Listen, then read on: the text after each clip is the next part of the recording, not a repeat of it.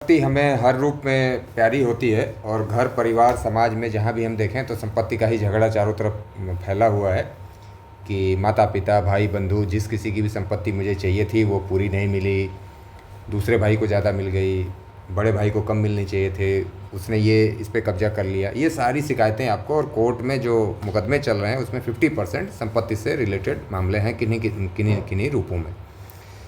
अब संपत्ति किस तरह की होगी, यानी हम जब सक्सेशन की बात करेंगे तो सक्सेशन का मतलब कि अपने पूर्वजों से संपत्ति मिलना और पूर्वज की मृत्यु के बाद मिलना, इसी बात को हम सक्सेशन के नाम से जानते हैं।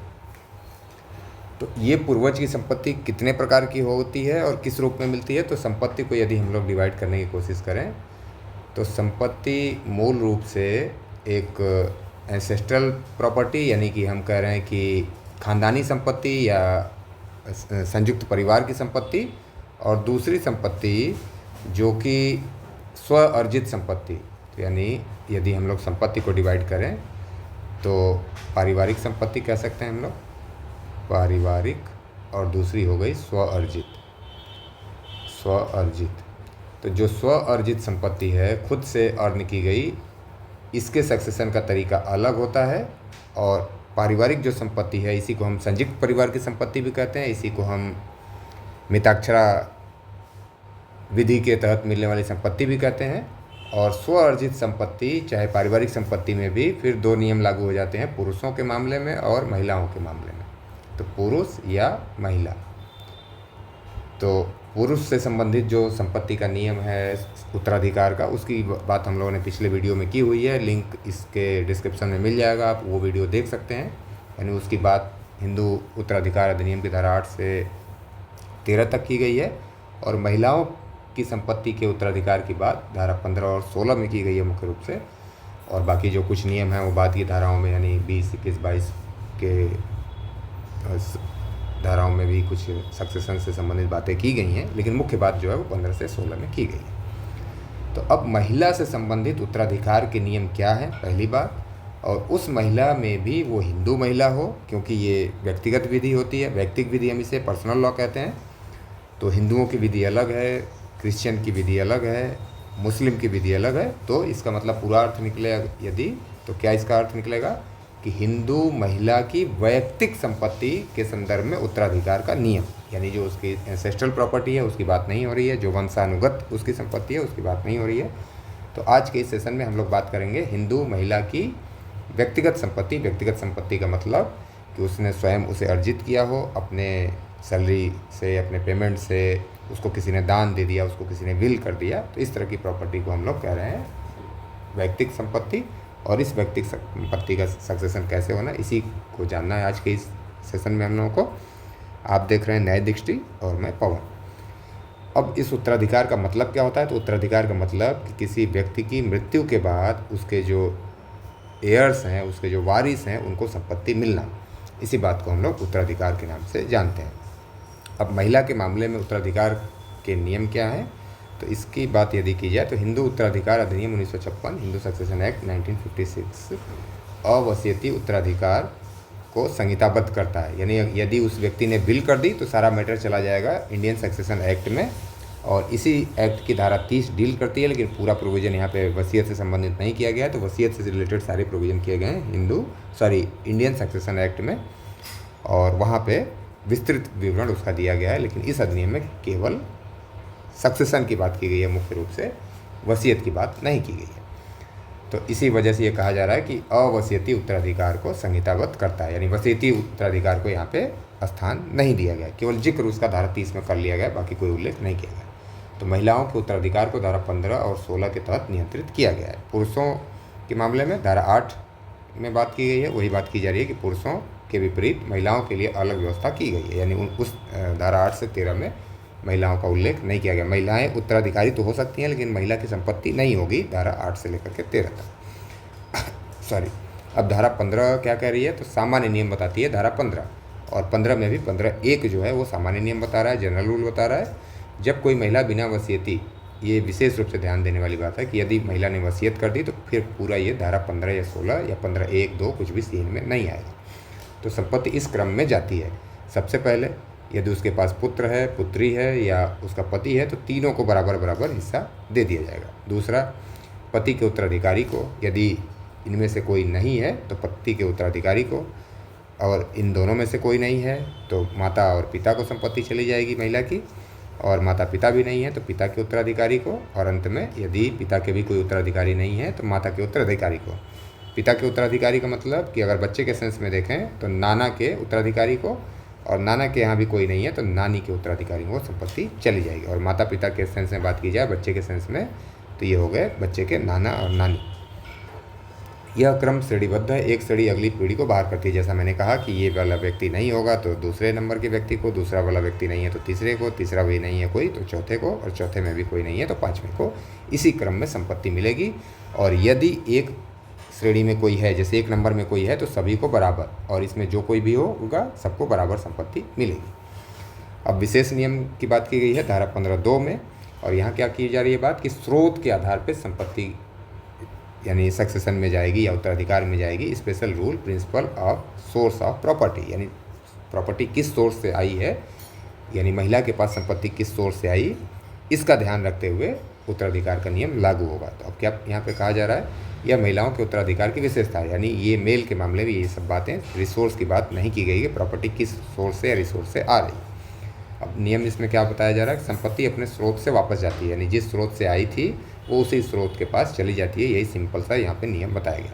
तो माता पिता से प्राप्त संपत्ति यदि संतान नहीं है, यानी संतान होगी तो माता पिता से आई हो या पति से आई हो, ससुर से आई हो, तो कोई दूसरा नियम लागू नहीं होगा।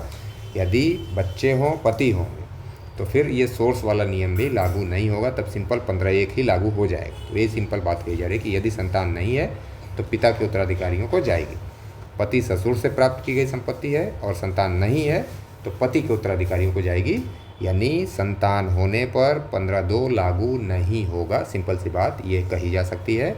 और यदि संतान नहीं है तो पिता के माध्यम से संपत्ति आई थी तो पिता के उत्तराधिकारियों के पास, पति या ससुर के माध्यम से संपत्ति आई थी तो पति या ससुर के पास चली जाएगी। यानी हम लोग ये कह सकते हैं कि ये मान लीजिए महिला है और महिला के पास संपत्ति कैसे आ रही है, तो एक आ रही है पिता या माता से, पिता माता, और यहाँ आ गई पति ससुर।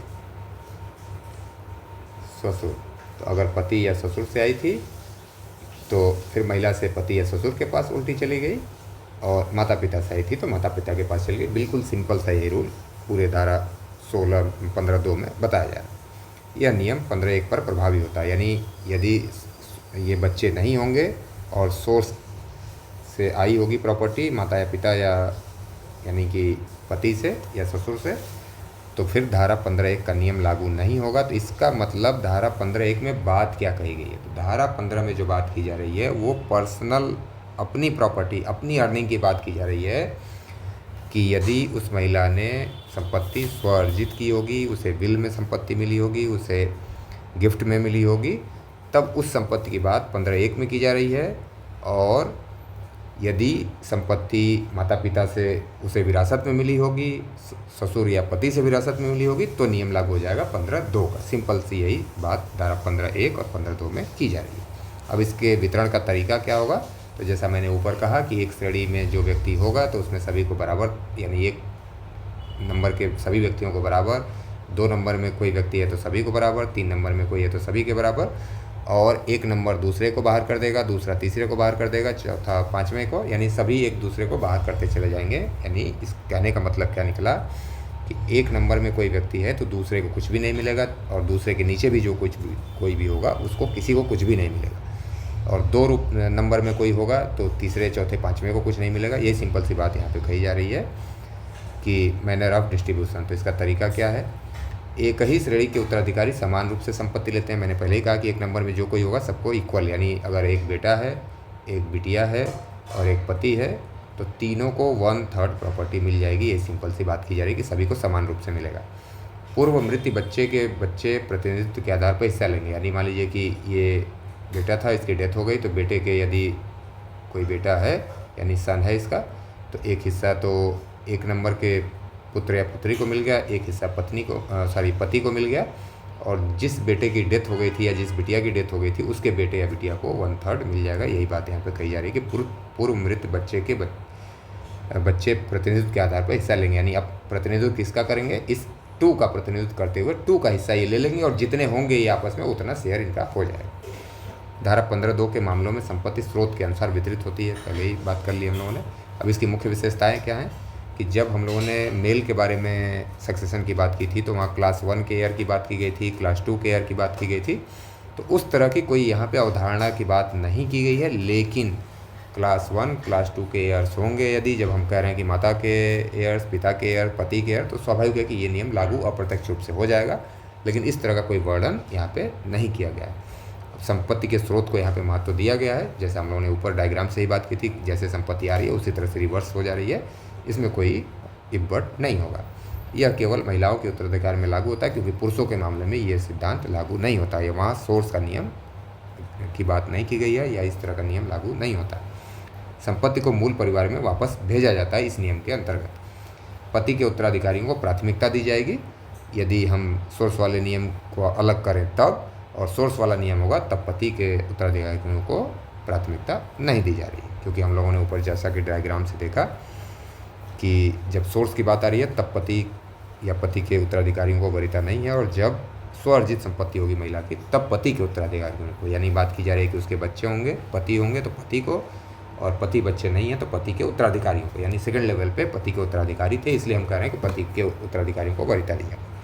अब यदि उदाहरण स्वरूप देखा जाए तो महिला की मृत्यु होती है, पीछे पति पुत्र पुत्री हैं, तो सभी को समान रूप से उत्तराधिकार प्राप्त हो जाएगा, जैसा हम लोगों ने पहले एग्जाम्पल लिया था। महिला की कोई संतान नहीं है लेकिन पति का परिवार है, तो संपत्ति पति के उत्तराधिकारियों को जाएगी। और महिला ने पिता से संपत्ति पाई है और बिना संतान की मृत्यु हो गई तो संपत्ति पिता के उत्तराधिकारियों को जाएगी। यही है सोर्स का नियम।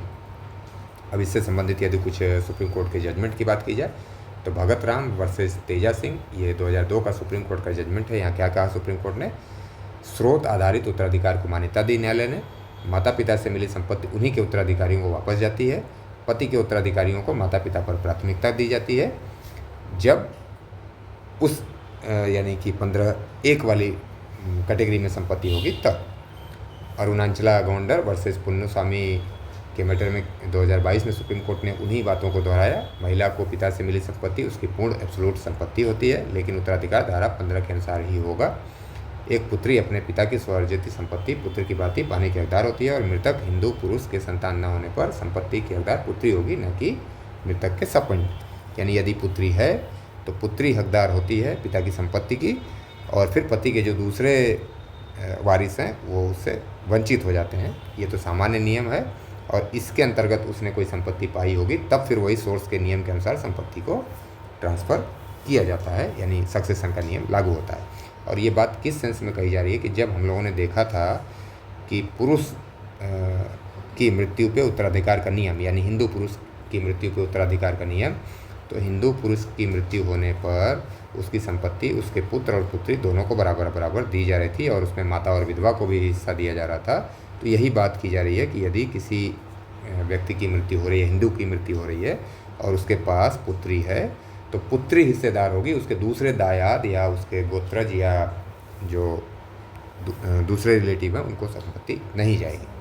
तो जब पुत्री अपने पिता से अर्जित कर रही होगी तो संपत्ति फिर रिवर्स बैक पिता के पास जाएगी।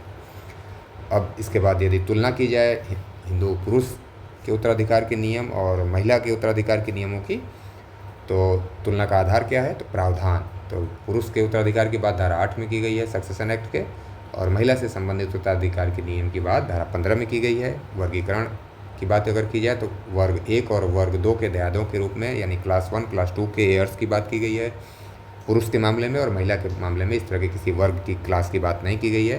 प्राथमिकता किसे दी गई है, तो रक्त संबंध को प्राथमिकता दी गई है पति के मामले में, और महिला के मामले में पति के उत्तराधिकारी को कहीं ना कहीं निश्चित रूप से वरीयता दी गई है जब 15(1) के नियम की बात की जाएगी तब। और स्रोत का नियम लागू नहीं होता है पुरुष के मामले में उत्तराधिकार को लागू करते समय, और महिला के उत्तराधिकार के मामले में संपत्ति के स्रोत का नियम लागू होता है। तो इस तरह से हम दोनों में अंतर की बात कर सकते हैं। अगर ये वीडियो आपको पसंद आया तो आप चैनल को सब्सक्राइब करें, लाइक करें, और दूसरों के साथ आप साझा कर सकते हैं वीडियो को। और अपने कमेंट हमें दे करके बताएं, अपने बहुमूल्य सुझाव हमसे साझा करें। धन्यवाद।